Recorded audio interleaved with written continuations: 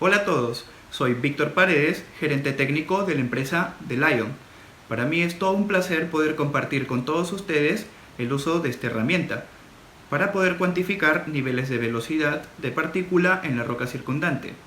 Esta herramienta es muy importante para el área de voladuras, ya que con ella podemos realizar estudios al daño que se está provocando a las paredes del talud, estudio de pisos finales y optimización de la energía del explosivo que se libera en el proceso de detonación.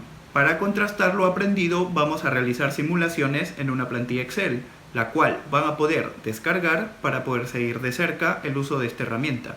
Sin más que agregar, soy Víctor Paredes y espero que disfruten el video. Ahora vamos a pasar a explicar la aplicación de esta herramienta basada en el modelo hidrodinámico de Neyman. Para ello, vamos a revisar el siguiente contenido. Vamos a hacer un breve paseo por los fundamentos matemáticos que gobiernan el principio físico de la hidrodinámica para luego llegar al modelo en sí, con el objetivo de entender los parámetros, las variables, factores que involucran este modelo. Vamos a ir de poco a mucho, es decir, vamos a estudiar cargas esféricas y cómo éste interactúa en la roca circundante para llegar a cargas cilíndricas. Cabe resaltar aquí que hemos realizado un pequeño ajuste al modelo, ingresando el término de energía de choque útil. Este ajuste voy a explicar en el desarrollo del vídeo. Posteriormente vamos a conversar un poco sobre el criterio de daño que estamos utilizando para la presente herramienta, para luego culminar con una simulación a las cargas cilíndricas, ya que estas son las que se asemejan más a los taladros de voladura. Existen diversas formas de poder cuantificar los niveles de energía en la roca circundante.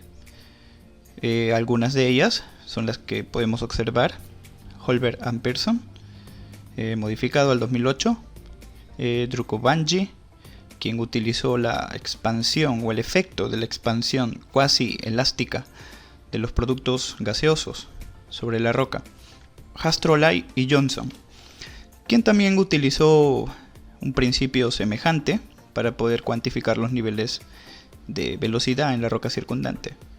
Bueno, y tenemos a Neyman, quien basó estudios hidrodinámicos e ingresó estas variables al mundo de la voladura, sobre todo para cuantificar la energía cinética, ¿no? Bien, como ya mencioné, vamos a ir de poco a mucho. Para ello, vamos a hacer uso de ecuaciones básicas, principios básicos, fundamentos básicos de la física, como la segunda ley de Newton. Imaginemos que el paralelepípedo que vemos en la imagen es nuestra roca circundante. Un taladro, la cual tiene carga, el taco, la carga LC. A esta carga la vamos a discretizar en pequeños paquetitos de explosivo, las cuales van a ser diferenciales de esa carga. No lo sé, podemos discretizar en n partes, las que crea conveniente el usuario, o el analista en este caso. Entonces empezamos el proceso de detonación en la parte inferior, y cuando la detonación o el proceso se encuentra casi a la mitad de la longitud de carga, ponemos un stop al proceso. En ese instante sabemos que cada paquete, al momento de detonar, bueno, la cantidad de paquetes que detonan en una línea de tiempo van a estar intensamente relacionados con la VOD, con la velocidad de detonación del explosivo. Entonces sabemos que cada paquete que va detonando en el tiempo va liberando energía cinética a la roca circundante. Ahora, ¿cuánta energía cinética va liberando? Eso ya lo vamos a ver. ¿Ok? Entonces estamos en este instante en el punto P. Se generó la energía cinética con una fuerza inicial, llámese una presión inicial, a la roca circundante. Entonces esta viaja desde el punto P al punto Q, generando un vector PQ. Ok, entonces vamos a la ecuación. Revisamos la conservación de energía, que nos dice que la integral del punto P al punto Q de la fuerza multiplicada por la longitud que va recorriendo en ese vector es el trabajo. Bueno, es igual a las dos expresiones de energía cinética y energía potencial. La velocidad en Q, velocidad en P, ZQ, ZP, que son cotas. ¿Ok? Entonces, como dijimos en un principio, que la energía cinética viene acompañada de fuerza, que es la presión en la roca circundante, liberada en el proceso de detonación. Entonces, ingresamos la variable presión a la ecuación, la cual viene expresada de la siguiente manera. Entonces, eliminamos todas las masas, resolvemos y ordenamos y tenemos la siguiente expresión. Queríamos calcular qué pasa en el punto Q, tendríamos que evaluar lo que está pasando en el punto P, ¿no? Si quieres calcular presiones o velocidades, en este caso va a depender de lo que estaba sucediendo en el punto anterior. Ok, ahora si quieres analizar desde el punto Q al punto R, de la misma manera, evaluamos las velocidades y presiones en el punto Q y velocidades y presiones en el punto R. Generalizando la ecuación, tendríamos que velocidad al cuadrado sobre 2 más las presiones elevadas al cuadrado sobre la densidad más el campo de gravedad va a ser siempre la conservación de energía. Ok, y esta ecuación generalizada es la famosa ecuación de Bernoulli. En este punto vamos a tomar en consideración lo siguiente: como en voladuras, las presiones que se generan en la roca circundante, sobre todo a distancias cortas, es muy grande en comparación al campo de gravedad. Entonces, el campo de gravedad, al momento que está sucediendo el fenómeno, tiende a cero, por lo que vamos a eliminarla de la ecuación. Ok, entonces tenemos la siguiente forma o la siguiente expresión como un resumen de la ecuación de Bernoulli, a cual se está relacionando la velocidad con las presiones, ¿no? Entonces, si queremos hallar la velocidad en un punto, tendríamos que evaluar las presiones que se están generando en ese punto, ¿ok? Y también la energía. Entonces, en un mundo unidireccional, podríamos utilizar estas fórmulas, ¿no? Esta formulación para poder cuantificar los niveles. Pero sucede que en realidad no es así. Voladura está rodeada de campos vectoriales, de campos de velocidades, de campos de presiones. Son campos en 3 dimensiones. Para ello vamos a hacer uso de otras ecuaciones, como la ecuación de Navier-Stokes, quien describe el comportamiento de un fluido en un campo tridimensional. Ok, entonces vamos a estudiar esta ecuación, vamos a analizar sus variables, vamos a ver qué significado tienen cada expresión y cómo lo introducimos a las voladuras.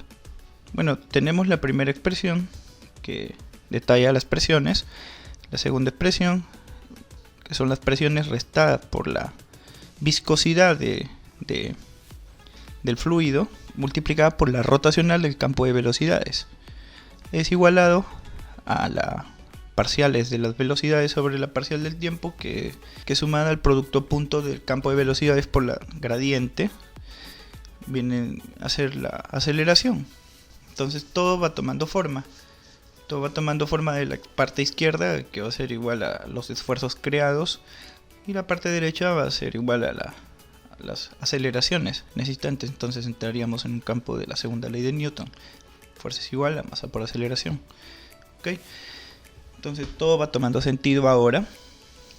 ¿Por qué hicimos uso de ecuaciones básicas para poder modelar este campo y llegar hasta estas ecuaciones? ¿Qué nos indica esta expresión? Bueno, a simple vista es una expresión grande, ¿no? Pero vamos a entender cada una de ellas. Esta expresión nos indica que el fluido es rotacional o irrotacional. ¿Ok? Entonces grabemos esto. Y la otra expresión del producto punto entre el campo de velocidades por la gradiente nos indica si el fluido es compresible o incompresible. Ok, entonces el desarrollo de estas ecuaciones la tenemos aquí, tanto para las componentes en X, en Y y en Z.